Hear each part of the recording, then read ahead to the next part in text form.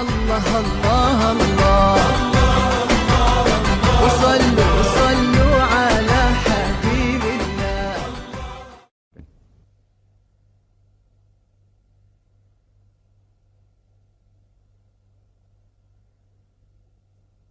The third common question that can be asked by the non-Muslim is that you Muslims, you subjugate the woman by keeping her in the veil. You know, you keep her in the hijab, in the parda, in the veil, and you subjugate her. You look down upon her by keeping in the veil. In fact, Islam is the first religion which gave rights to the woman. And Prophet Muhammad ﷺ was the major benefactor who uplifted the woman. And if you analyze the history of how women were treated in the previous civilizations, for example, if you read the history of Babylonia, the Babylonian civilization, there, if a man murdered a woman, instead of the man punished, the wife of the man was punished. If you read the history of the Greek civilization, the Greeks, they called the woman as the Pandora. Pandora was the name given, as a sign of misfortune. And woman in the Greek civilization, she was used only for sex and pleasure. If you read the history of the Roman civilization, there were a lot of nudity and promiscuity amongst the women, and the women were ill-treated. In the Egyptian civilization, the women were considered as the sign of the devil. In the Arab civilization, before the Quran was revealed, the moment a female used to be born, very often she was put to death. Alhamdulillah, after the revelation of glorious Quran, this evil practice had discontinued in Arabia. Islam, as I said, is the first religion which uplifted the woman. And Prophet Muhammad ﷺ was the major benefactor. Now, after Islam has given equal rights to the woman, Islam says it's the duty of the woman to maintain the level of modesty. Uplifted the woman, it's their duty to maintain it.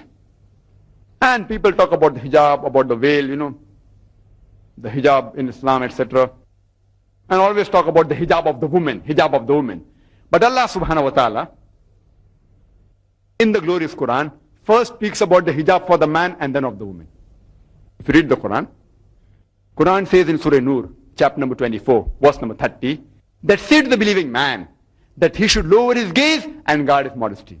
That whenever a man looks at a woman and any brazen thought comes in his mind, any unashamed thought comes in his mind, he should lower his gaze. First, the Quran mentions the hijab of the male. There was once a friend of mine, who was a Muslim, who was staring at a girl for a long time. So I told him, brother, what are you doing? It's not allowed in Islam. So he told me, brother, our beloved Prophet said that the first glance is allowed. I have not yet completed half my glance.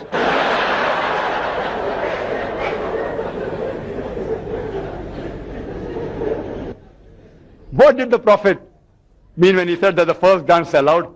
The Prophet didn't mean that you can look at a woman and without blinking look at her for 10 minutes and then say, you know, that my glance is not complete. What the Prophet meant, that if you look at a woman unintentionally, don't again look at her intentionally and stare at her with an unashamed eye. That doesn't mean you can look at a woman and feast at her for a long time. That's what the Prophet meant. Intentionally don't look at her. Again, don't feast on her beauty, etc. The next verse of the glorious Quran, Surah Nur, chapter 24, verse number 31, speaks about the hijab for the woman. It says, say to the believing woman that she should lower her gaze and guard her modesty, and display not the beauty except what appears ordinarily of, and draw her veil, a head covering over the bosom, except in front of her husband, her father, her son, and a big list of mahram, the close relatives which she can't marry, is given.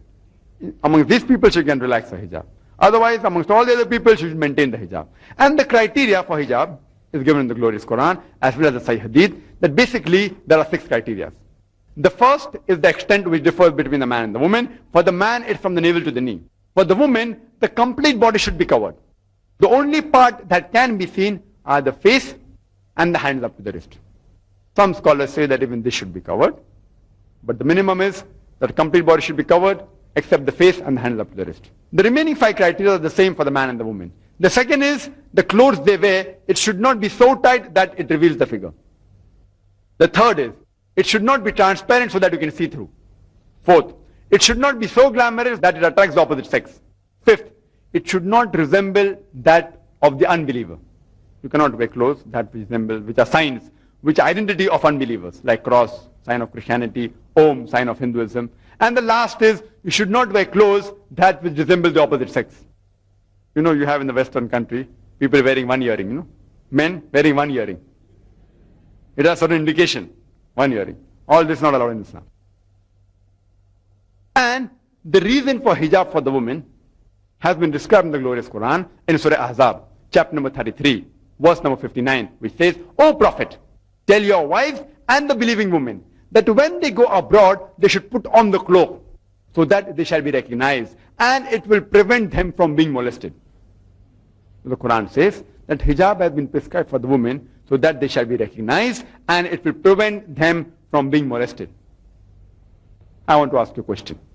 Let's suppose there are two sisters who are twins and who are equally beautiful, they're very beautiful, and they're walking down the streets of Singapore. One is wearing the Islamic hijab, complete body covered, except the face and the hand up to the wrist. And the second sister, she's wearing the Western clothes, the skirt or the mini. And when they're walking down the streets of Singapore, around the corner, there is a hooligan. There's a ruffian who's waiting for a catch, who's waiting to tease a girl. I'm asking a question, which girl will he tease? Will he tease the girl wearing the Islamic hijab, or will he tease the girl wearing the skirt or the mini? Which girl will he tease? Which one will he tease? The one wearing the skirt or the mini, but natural. So Quran rightly says that hijab has been prescribed so that it will prevent them from being molested. You know, the Western world, they talk about women's liberalization. The Western talk of women's liberalization is nothing but a disguised form of exploitation of her body, of deprivation of honor and degradation of her soul.